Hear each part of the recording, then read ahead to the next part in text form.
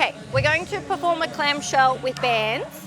Now, when you do these, you have to be aware of, it's not just about moving the leg up and down. What's more important than, well, as important is what you do with your core.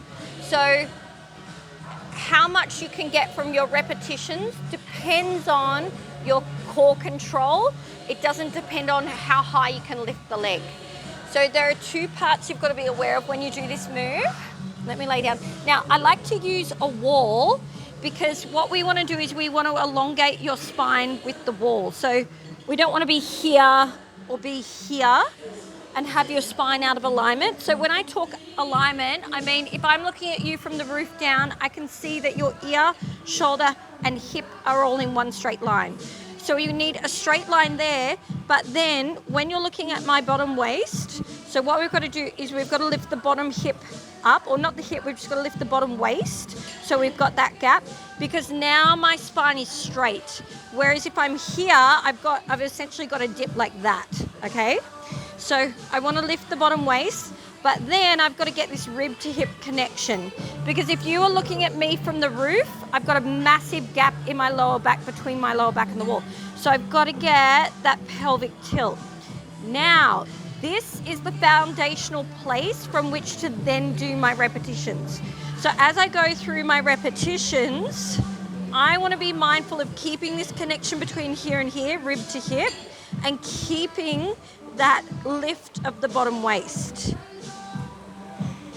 So I don't want this to happen. Okay, so see how my midsection's moving? I'm very limited to what I'm going to get for each repetition from the glute. So lift the bottom waist, rib to hip. I might even bring my head forward a little bit so that I can get that connection between rib and hip. Now, as I go through my reps, see how I'm not taking tension off the band. So I'm not bringing it to a complete close and resting in between. I'm keeping that tension, and I only want to lift as high as what I can keep this bottom waist off the ground. So if I start to lift really high and I let go there, I've gone too far.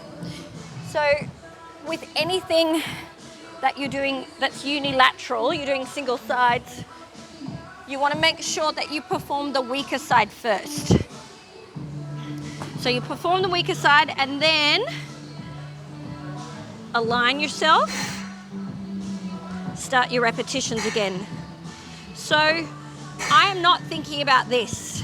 I'm thinking about this connection and this bottom waist being lifted, because the leg's going to lift anyway, all right? But this doesn't have to do the work.